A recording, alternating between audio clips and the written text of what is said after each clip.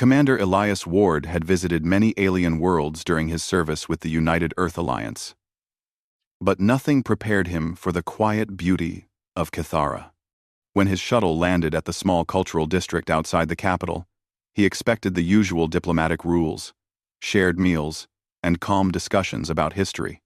What he did not expect was being assigned to live inside the home of Lyra Valen, a respected historian whose reputation reached far beyond her district. At first, he thought it was simply a gesture of hospitality, something friendly to welcome a visitor. But there was something different in the way the officers bowed to her and the way she calmly accepted the responsibility. Elias noticed small things. The men and women lowered their faces when she walked past, and older citizens placed their hands over their hearts with respect.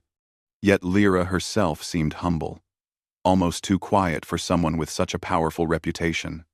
When Elias entered her home for the first time, she walked slightly ahead of him, as if she wanted to make sure he felt safe. The house was built from smooth stone, warm to the touch, and thin green lights followed their steps along the walls. The air smelled faintly of flowers, something gentle and calming.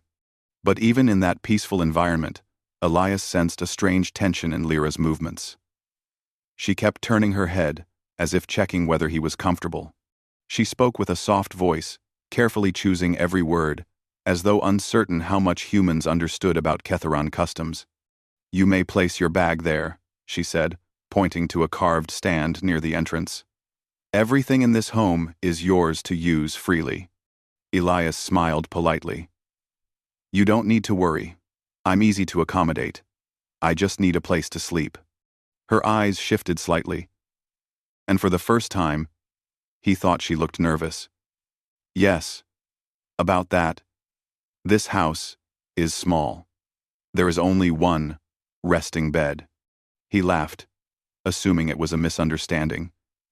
"It's fine. You can use the bed. I'll take the floor. Humans do that all the time during missions." Lyra shook her head so quickly that her long braids swung behind her. "No, you must not sleep on the floor." "Really? Why not?" "It is not respectful," she replied. "Guests must not be made uncomfortable." Elias shrugged. "It's not uncomfortable. I've slept on worse surfaces during survival training." But Lyra didn't relax. Instead, her hands folded tightly behind her back, and she avoided his eyes. He didn't want to cause trouble, so he decided to leave the matter until later. As evening approached, the house lights softened automatically, filling the rooms with warm colors. Elias changed into simple sleep clothes and stepped into the main room, where the resting platform stood. It looked more like a smooth, glowing stone than a bed, shaped to support a sleeping body perfectly. Lyra stood near the wall, pretending to organize scrolls, but Elias sensed her quiet nerves again. "I'll just rest now," he said. She opened her mouth as if to speak, then closed it. For a moment, she looked like someone struggling with an inner decision, but she did not stop him. The moment Elias sat on the bed, the room lights dimmed even more, then shifted into a deep amber glow he had not seen earlier. A soft vibration pulsed through the floor. He straightened, in surprise. "Is that normal?" he asked. Lyra finally turned to face him, her expression filled with something he couldn't read. "Yes, and also, no. The house has accepted you." "Accepted me?" She took a slow breath. "Commander, there is something I must explain. Something about our law. I hoped it would not activate. Two. Elias frowned, confused. "Activate what?" "When you rest on the core bed of a Ketharan home," she began carefully, "you become part of the home's bond. And if the home already has a keeper, someone who lives here permanently, then a shared bond is created." Elias blinked. "You're saying lying on this bed triggered something?" Lyra nodded. "Yes, the ancient binding law." He sat completely still, unsure whether he misheard. "Binding?" Her voice grew softer, serious, almost apologetic. A binding marks two people as paired guardians. It is an old rule, from a time when our world faced constant danger. When two individuals stayed under one roof and one touched the core bed, the home recognized them as partners in responsibility, joined in protection and decision-making. Elias felt a cold wave of disbelief wash over him. "You're telling me that by trying to sleep, I accidentally, what? Entered some ancient partnership with you?" "It appears so," she said quietly. He rubbed his forehead. "But nobody warned me about this. Because no one thought an Earth officer would be placed in a home like this," she explained. "My house is registered as a lineage sanctuary. It follows the old laws automatically. Most modern homes do not." Elias stared at the bed, then at the strange lights glowing around him. He wanted to ask 1,000 questions. But Lyra raised a hand gently. "There is more. Once the binding happens, it cannot be undone for a full cycle. A cycle is nearly 1 human year." Elias nearly fell off the bed. "A year?" Lyra lowered her gaze. "I am sorry, Commander. I did not wish for this either. I tried to stop you without alarming you. But you insisted on taking the bed." He didn't know whether to laugh or panic. His mind raced diplomatic protocols, alliance rules, possible political consequences. But when he looked at Lyra, he saw that she was struggling too. The worry in her eyes made it clear. She was not trying to trap him. She genuinely feared the misunderstanding. "So, what does this mean for us?" he asked quietly. "It means," she said carefully, "that we must act as a unit. People will expect us to present shared opinions. We must attend some ceremonies together. And above all, we must protect one another as if we share one path." Elias let out a long breath. "This is a lot." "Yes," she admitted. "For me as well." Even though she spoke calmly, Elias noticed how her shoulders dropped with relief when she saw he wasn't angry. She stepped closer, hands still held politely behind her. "I will guide you through every requirement," she promised. "You will not face this alone." "Let her." Something in her tone made him pause. It wasn't just duty. It was sincerity, an earnest desire not to let him feel lost on her world. He stood and nodded slowly. "All right. If we're bound by law, then we'll figure this out together." Lyra looked at him with quiet surprise. Then, with a small, grateful smile he had not seen before. "Thank you." Outside, the faint hum of the binding lights continued through the night, marking the beginning of a connection neither of them had chosen, but one that had already started shaping their shared destiny. Morning light entered the small stone house slowly, turning the walls a soft gold. Elias woke earlier than usual, confused for a moment, unsure where he was. Then he remembered the strange hum of the binding lights and Lyra's calm but worried voice explaining the ancient law. He sat up, rubbing his eyes, wondering if maybe it had been a dream. But the room still carried that same warm glow, and the floor still hummed faintly like a heartbeat coming from the house itself. No dream. No misunderstanding. He was officially bound by alien tradition to a woman he had met less than a day ago. Lyra entered the room carrying a tray with 2 cups of steaming herbal drink. Her steps were quiet, her expression steady, but her eyes showed a hint of caution, as if she wasn't sure how he would act.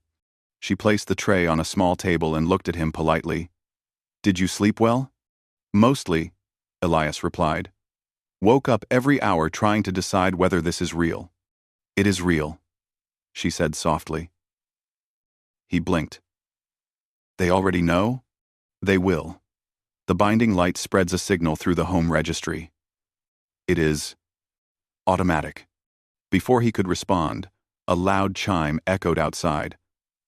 Not an alarm, more like a ceremonial tone. Lyra stiffened.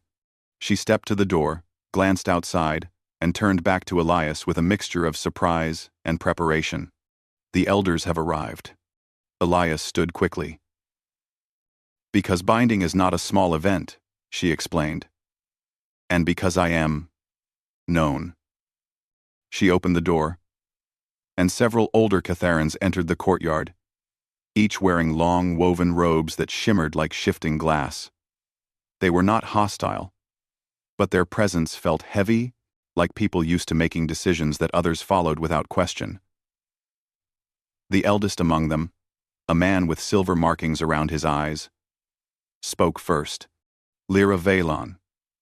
The house has signaled a binding. We come to confirm. Lyra bowed calmly. It is true. Their gazes turned to Elias, studying him with interest, curiosity, and maybe even judgment. And this human accepted the binding willingly? Elias opened his mouth, unsure how to answer without causing offense, but Lyra stepped forward before he could speak. He accepted it with honor, though he was unaware of the law. He shows respect, as all bound guardians must. Elias watched her and understood what she was doing, protecting him from being wrongly judged. The elders nodded approvingly, then circled both of them, inspecting the binding marks that faintly glowed on the floor around the resting bed. You will attend the district hall this afternoon, the eldest announced. A new bond must be witnessed. The people must know that unity with allies continues. Elias nodded politely, even though he felt the weight of expectation pressing on him. The elders left almost as quickly as they came, leaving behind a silent courtyard and a house filled with heavy air. Elias exhaled. They look like they already expect us to act like some perfect team. They do, Lyra said quietly, and they will expect more. What do you mean?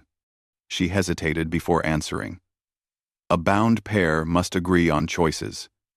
If conflict arises, political, personal, or cultural, we must speak with one voice. People will look to us as if we share one path. That sounds a lot like being partners. It is, she answered honestly. But it is a partnership built on duty, not romance or personal choice. Our people made this law during a time of war. 2 guardians were stronger than 1. 2 voices united could stop conflict. That is why the bond was made sacred.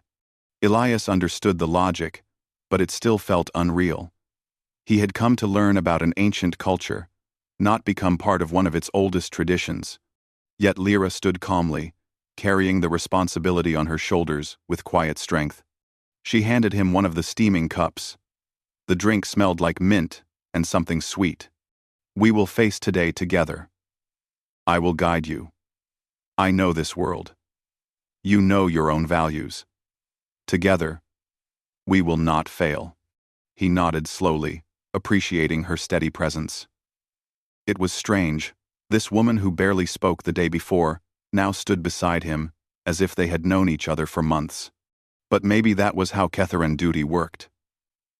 Once a law tied 2 people, they accepted it with all their heart. As morning turned to afternoon, the district center grew crowded. People filled the streets, but when Elias and Lyra walked together, a path opened automatically, as if the crowd respected the bond without question.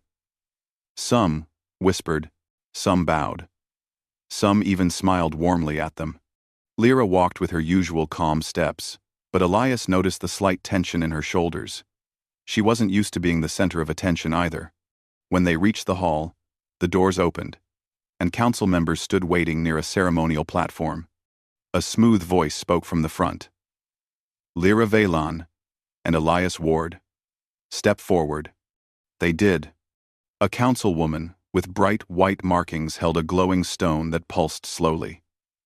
Your bond has been recognized. To complete the declaration, you must share your intentions. What path do you choose together? Elias froze for half a moment. What path? He didn't even know what choices existed. But before he could panic, Lyra spoke gently, loud enough for the hall to hear. Our intention is unity. We will protect each other. We will act with respect. And we will learn from one another. This is the path we choose. The hall approved with a soft murmur. The councilwoman turned to Elias. And you? Human guardian? Do you accept this shared path? He looked at Lyra. She didn't force him, didn't pressure him. She simply waited. Her eyes held honesty, not expectation. Elias took a breath. Yes, I accept. We'll do this together. The glowing stone brightened and released a soft, echoing note, marking the official completion. The hall erupted in warm applause. People celebrated a symbol of unity between two species. After the ceremony, Elias and Lyra stepped outside into the open air. Many approached them, offering greetings, gifts, even advice. It was overwhelming for Elias. But Lyra gently guided him, making sure no one crowded him too much. Later, when they finally walked home, the streets quieted again. Elias rubbed the back of his neck, tired but strangely at peace. That was a lot, he said. Yes, she agreed. A bond is always a public event. I'm still trying to understand everything. You have time, she said softly. We have almost a year. The way she said, we made something warm settle in his chest. Not romantic, not forced, just a simple acceptance that whatever this was, they would face it side by side. When they reached the house again, the binding lights glowed softly, welcoming them both. Elias stepped inside and let out a long breath. Lyra walked past him, touching a small panel on the wall. You must know something important, she said as she turned toward him. Even though the law binds us, your freedom is still respected. I will not control your choices or limit your actions. My role is to guide and protect, not to command. He nodded, touched by her sincerity. And I won't make things harder for you. I'll follow your lead. I don't want to embarrass you in front of your people. She gave him the smallest smile, warm and grateful. You have not embarrassed me at all. In fact, you carried yourself with great honor. Elias felt a strange mix of relief and pride. Well, I'm trying. You are doing well, she said softly. They stood there for a quiet moment. Not strangers anymore. Not exactly friends yet, but something in between, two people connected by a law, neither asked for, but both now willing to accept. Outside, the setting sun painted the sky in soft blue and silver.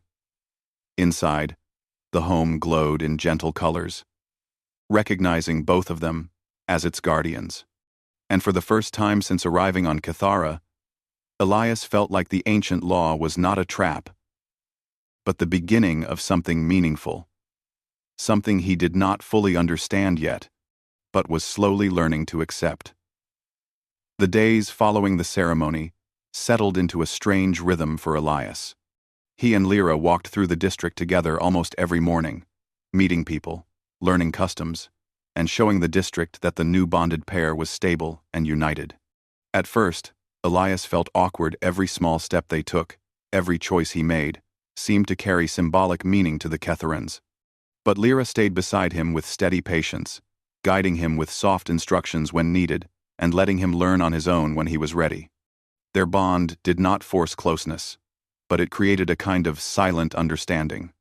Elias began to recognize small things about Lyra.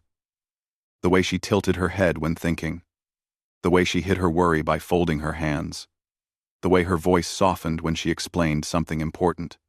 And Lyra learned things about him too, his dry sense of humor, his habit of looking up at the sky when stressed, his tendency to protect others, even when he didn't admit it. But everything changed one afternoon when the peaceful district was shaken by a disturbance no one expected. It started with a warning call echoing from the sky. Elias and Lyra were walking back from the market when a sharp whistle cut through the air, followed by urgent shouts from nearby homes. Lyra froze instantly, her hand lightly touching Elias's arm. Her eyes narrowed as she listened. That sound, she whispered. It is an alert from the North Watchtower. Danger? Elias asked. Yes, something is coming into the district. People around them closed shutters and guided children inside, creating a sudden silence that felt heavy and unnatural. Lyra moved Elias to the side of the street, positioning him behind her with instinctive protectiveness. It reminded Elias that she had training far beyond what he had seen. She was calm, but he felt tension in her posture. Moments later, a messenger ran down the road, breath sharp and face pale. "Valen, Elias Ward, you must come with me. The council requests your presence immediately." Lyra exchanged a quick look with Elias. Without hesitating, she followed the messenger, and Elias stayed at her side. The urgency in the air grew as they approached the council building. People lined the streets, whispering, fearfully. Elias saw the cause as soon as they entered the hall. A Ketharan scout, injured and exhausted, stood before the council. His armor was scratched, and his breathing was uneven. When he saw Lyra and Elias, he straightened painfully. "The Vorash Dominion has been seen," he announced. "A strike team landed beyond the ridge. Their path leads directly toward this district." Elias felt a chill travel down his spine. He knew the Vorash, an aggressive alien faction known for sabotage, raiding, and political interference. They despised alliances between species, especially those involving humans. Their goal was control through fear. Lyra stepped closer. "Why would they come here?" The scout swallowed. "Because news has spread. They know of the binding." A heavy silence filled the hall. Elias understood instantly. "They think our bond will make the alliance stronger. They want to break it." A council member spoke urgently. "They intend to kidnap the human. If they take him, they will claim the bond was forced and corrupt. They will use it to weaken our people and your alliance." Elias had faced danger before, but never like this. Never as a symbol that enemies wanted to destroy. He looked at Lyra, expecting fear, but saw only determination. "What must we do?" Lyra asked. The council leader gestured to them. "You two must leave the district immediately. The bond strengthens your authority, and they will not stop until they break it." Elias crossed his arms. "Run? That's not an option. Running makes us look weak, and they'll attack the district anyway." Lyra glanced at him, surprised at his boldness. But then she nodded. "He is right. They will not stop just because we hide." Another council member lowered his voice. "You forget the bond's power. A united pair is stronger than a council.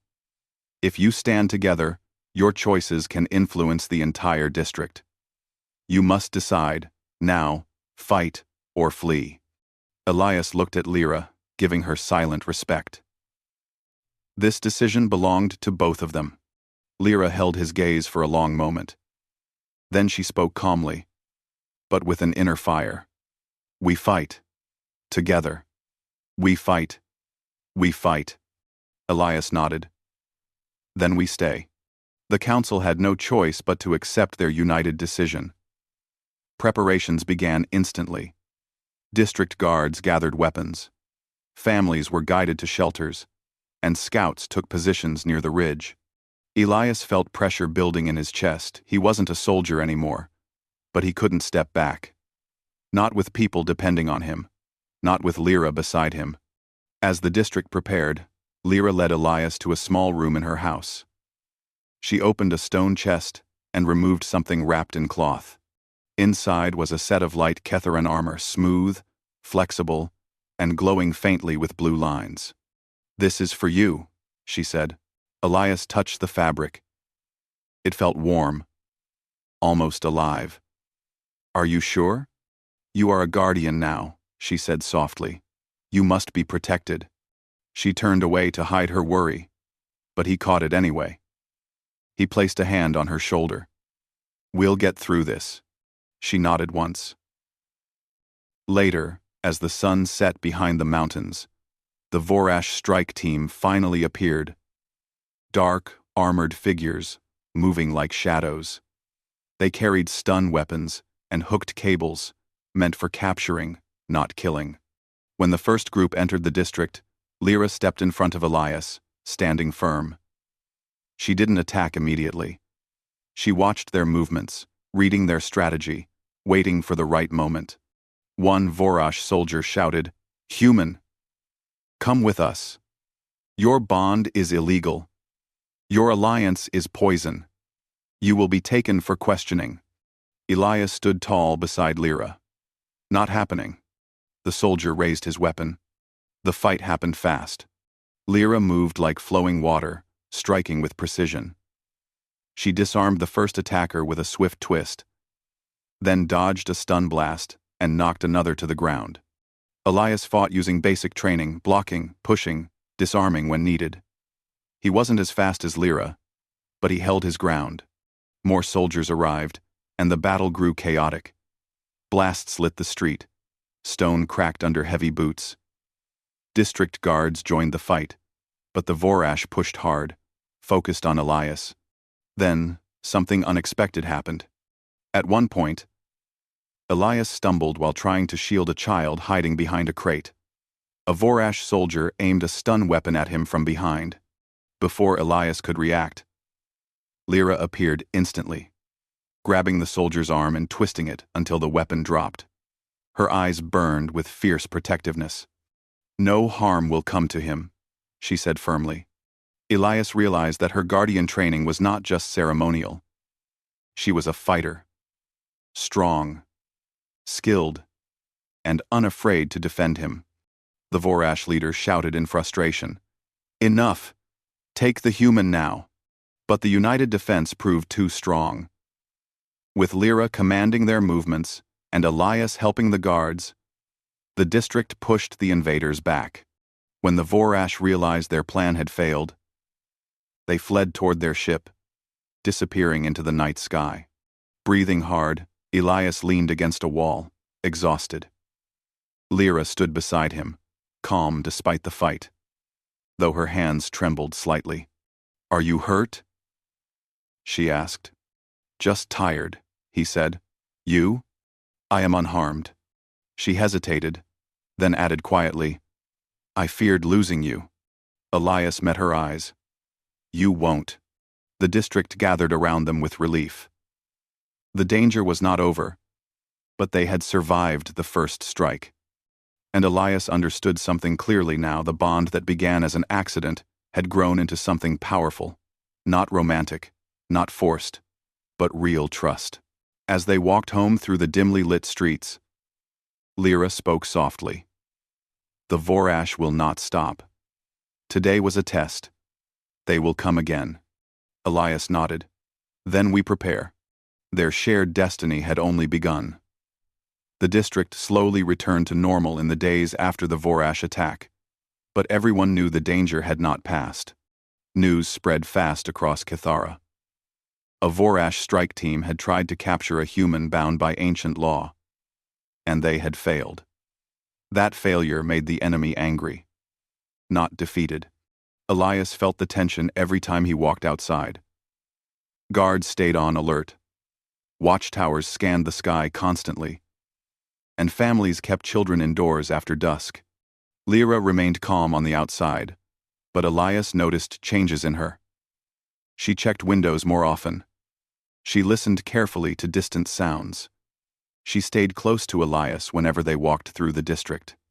Her protective instinct had grown stronger after the attack, and Elias understood why.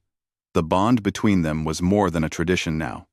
It had become something real, built on trust, shared risk, and unspoken support. One evening, a messenger arrived at their home with urgent news. His face was pale, and he held a glowing scroll tightly.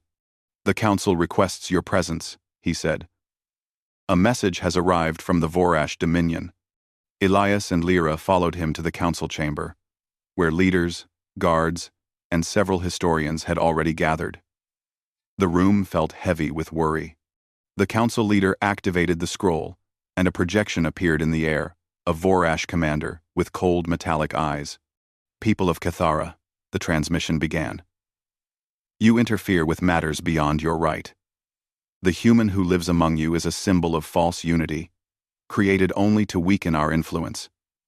We do not accept this alliance. Send the human to us, or we will take him by force.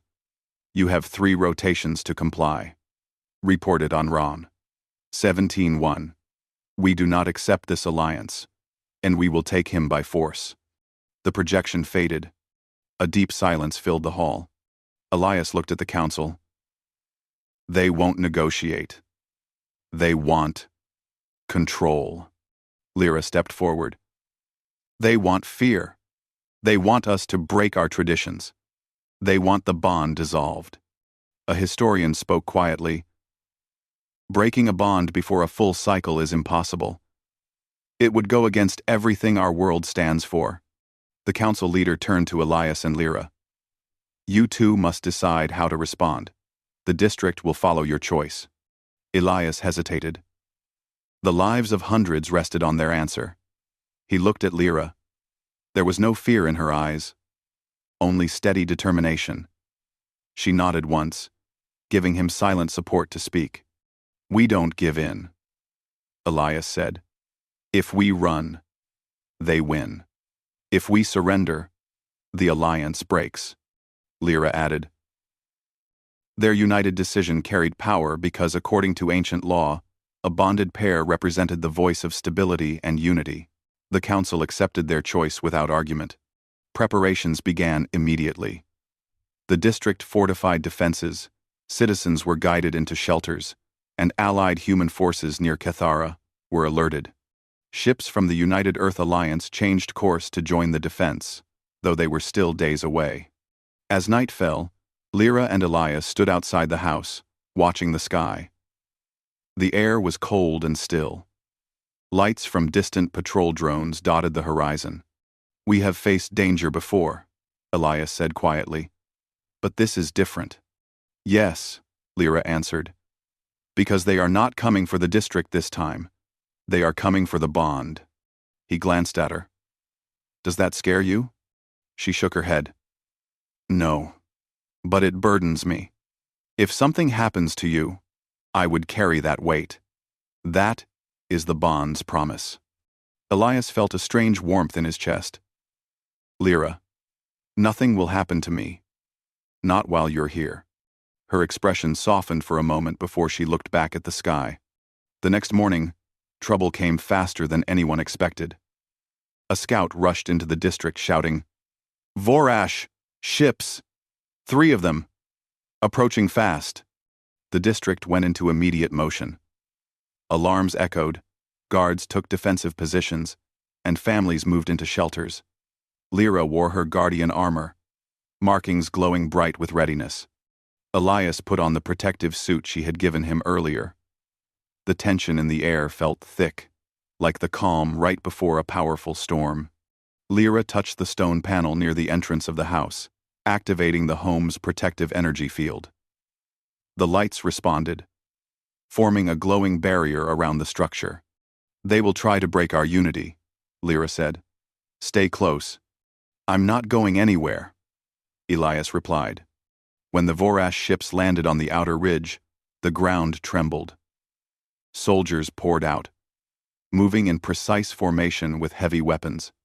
The district's defenders held their lines, waiting for the right moment. Then the main Vorash commander stepped forward, a tall figure with dark armor and sharp glowing markings. His voice boomed across the open valley. Ketharans, surrender the human. Do not sacrifice your people for a false bond. Lyra stepped ahead of the defenders, Elias beside her. Her voice was steady and powerful. This bond is not false. It was not created by anyone's design. It is protected by our law, and we will not break it. The Vorash commander raised his weapon. Then your district falls today. The battle began with a sudden flash of light. Vorash soldiers fired stun blasts and energy bursts. The district's defenders responded with their own weapons. The air filled with bright streaks and deep echoes. The ground shook under the impact. Elias fought alongside Lyra, staying close, covering her when needed. Lyra moved like flowing wind, blocking strikes, redirecting energy blasts, and guiding their formation. Her leadership strengthened the defenders, and their unified movements confused the Vorash. But the enemy was relentless. They pushed harder, focusing all attacks toward Elias. Lyra noticed immediately. "They want you isolated," she warned. "Stay with me." "I'm trying," he said, blocking a stun blast with a shield. A group of Vorash soldiers attempted to flank them. Lyra reacted fast, grabbing Elias's arm and pulling him back just as an energy bolt hit the ground where he had been standing. Her breath was sharp, but her focus remained unbroken. "You cannot fall," she said firmly. "And I won't," he answered. The fighting grew fiercer. Smoke filled the air. The district defenders were brave, but the Vorash had numbers. The situation became dangerous when the Vorash commander himself charged toward Elias with a heavy weapon designed to disable multiple targets at once. Elias braced, but Lyra moved first. She stepped in front of him, activating her personal shield. The weapon struck with tremendous force, sending shockwaves through the ground. Lyra held her stance, refusing to move despite the impact. Her shield flickered, but did not break. Seeing her strength and loyalty, the defenders rallied. Guardians, scouts, and citizens fought together, pushing the Vorash back bit by bit. Their unity proved stronger than the enemy's strategy. Then the sky thundered. A massive shadow descended human alliance ships, arriving earlier than expected. They fired warning shots that forced the Vorash to retreat toward their transports. The sudden reinforcement broke the enemy formation. With no choice left, the Vorash fled the battlefield and launched into the sky. Silence slowly replaced the echoes of battle. Elias exhaled, exhausted. Lyra stood beside him, armor marked with energy burns, but still tall and proud. He placed a hand on her arm. "You saved me again." She shook her head softly. "We saved each other." As the district cheered around them, the council approached, their faces filled with relief and respect. "Your bond has protected not only each other, but all of us," the leader said. "Today, Cathara stands stronger because of your unity." Later, when the sun set and the district lights softened, Elias and Lyra returned home. The binding lights glowed warmly, welcoming them. The council had informed them earlier that they now had a rare choice. Because of the war, the law allowed bonded pairs to dissolve their bond early only if both agreed. The offer hung in the air as they entered the quiet home. Elias looked at Lyra. "If you want to undo this, we can." Two. Lyra studied him silently, her expression unreadable for a moment. Then, she shook her head gently. "No, I do not wish to end it." Somewhere deep inside, Elias felt the same truth. He smiled, softly. Then, "Neither do I." The home lights glowed brighter, as if approving their decision. The bond that had started as an accident had now become a choice, a shared path, built not by law, but by trust. Their destiny, once forced upon them, was now something they willingly walked together, step by steady step, with no fear of what came next.